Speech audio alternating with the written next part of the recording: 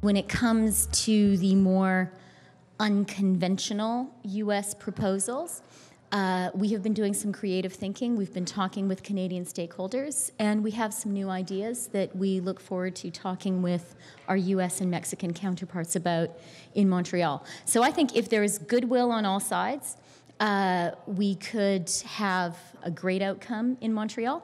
But having said that, the U.S. has been very clear since before the talks started that invoking Article 2205 was a possibility.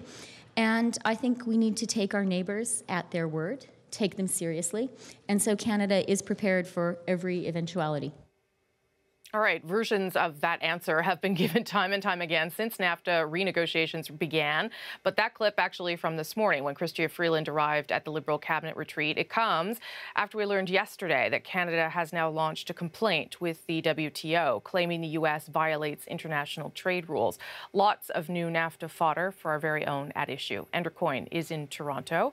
Paul Wells is here with me in Ottawa, and Sachi Curl is in Vancouver. Chantal is away tonight because I'm going to get tweets about it. I know it. Let's start with you, Andrew. Is there some of that language there was a little different for me. This whole, we are doing some creative exploring about what to do. Is there a new position here, or is Canada in some way doing something different, particularly with the WTO offensive? Well, you tell me. There's always, multidimensional posturing in any of these negotiations, and this one more than most. Partly posturing vis-a-vis their negotiating partners, partly directed at the home audience, partly, I think, in some cases, trying to prep them for the possible or indeed probable failure of the talks. There does seem to be a kind of a good cop, bad cop thing here, where on the one hand, they've got this, we're going to be really tough with them at the WTO, and look at how tough we're being, and on the other hand, well, maybe we can be more conciliatory on some of the auto stuff. Again, if you're going to be making concessions maybe for the home audience, you also want to look like you're being tough in another forum. But it's, so much of this thing is swathed in posturing and theater. Paul. So much so that the stories that came out earlier this week, where Canadian sources said they were pretty sure that Trump was getting ready to abrogate this treaty, look more and more like they were planted precisely to have the effect they had on the markets to scare Trump away from that. In other words, they never really expected him to actually do it. They were just trying to scare him away from the eventuality of doing it. We're entering what I think of as the purgatory phase of this debate, because it's starting to look like Trump actually has no intention of ever canceling the treaty. But neither realistically does he ever have any chance of accepting any proposal from Canada or Mexico. The upshot is that there's a very good chance that if he serves out his term, we could still have Canadian officials in Mexico and Washington negotiating this sucker until the end of his term. And if it keeps Canada and Mexico on edge for those next 3 years, it's not actually clear to me that Trump's successor, if the successor were a Republican, would change the policy of keeping this sort of Damocles dangling over the NAFTA head just indefinitely. Well, that's good news for our business, but I'm not sure it's good news for trade. Chachi, what do you think? Has there been a shift, or is this going to be an endless game of posturing, as the fellas seem to think? Well, it takes an impact or a toll on Canadians and Canadian business regardless. Sure. So, you've got Canadians who are overwhelmingly and increasingly pessimistic and worried about what's going to come.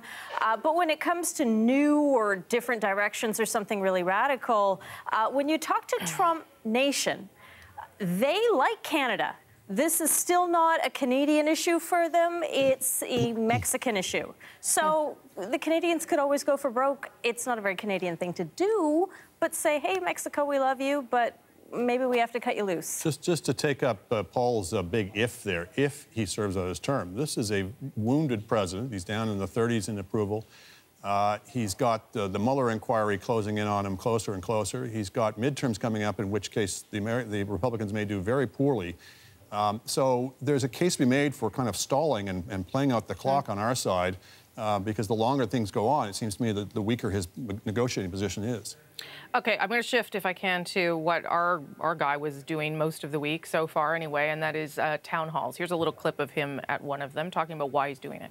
The more politicians and people who have a responsibility of representing and serving their communities spend time with folks across the country, listening to their concerns, sharing our reflections on where we're going as a country, working together to solve some of the big challenges, the better we do at actually representing and serving you.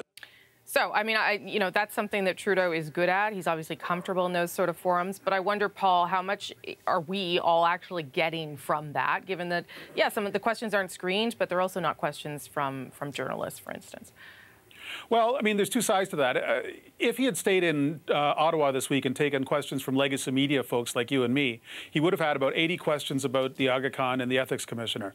On the road, he gets a lot fewer questions of that kind, and that's probably a welcome break for him. The questions he does get are much more surprising and unpredictable. Questions from ordinary people tend to be a lot less sort of urgently repetitive than questions from professional journalists, and he's had some surprises on the road. Yeah. On one hand, good for him just showing that openness and that flexibility. Every prime minister that I've covered has benefited from going on the road every once in a while. On the other hand, he's going to have to run for re-election in a couple of years, and he's going to be in debates. And it would be good if he rehearsed being surprised with tough questions from here to there. It toughens him up. It's essentially sparring practice. Okay, Shachi, what is the benefit to doing this? Does it outweigh the risk? It must, I guess, if he keeps doing it. Well, neither venue is going to be a real driver of higher approval for the Prime Minister. He either gets grilled by parliamentary committee members who know exactly what to ask and exactly how to ask it, or he runs the risk of really, dropping a clanger out there and fumbling a question. So far, that hasn't happened. So far, he is less dancing bear in the ring and more circus master. You know, he's shushing the audience. He's encouraging people to finish their questions. So politicians, to Paul's point, really do love these town hall functions, which, by the way, have a history that go back in North America to the 1600s. So they're pretty a legitimate part of the political structure.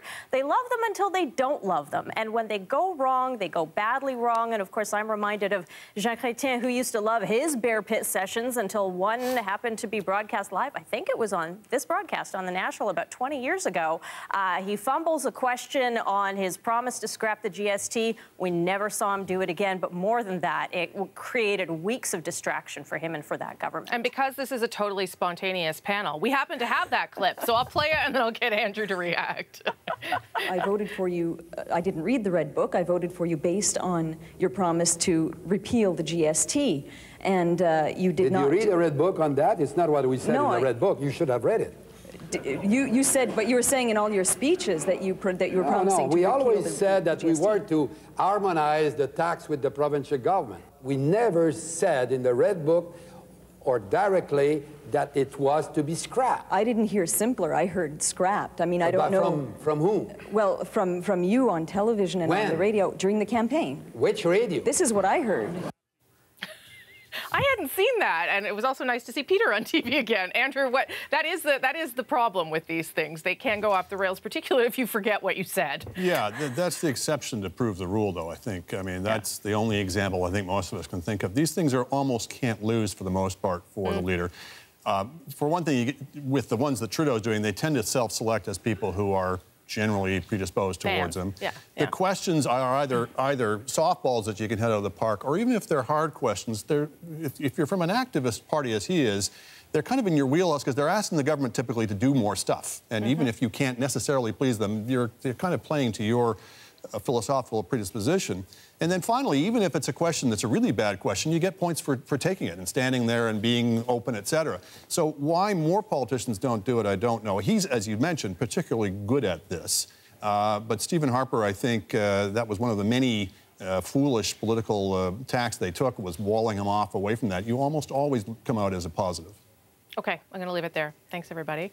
If you want to listen to these guys again, or if you want to hear a little more, because the At Issue Gang also does an extra on the podcast, be sure to subscribe. You'll hear everything you heard this week and a little bit more.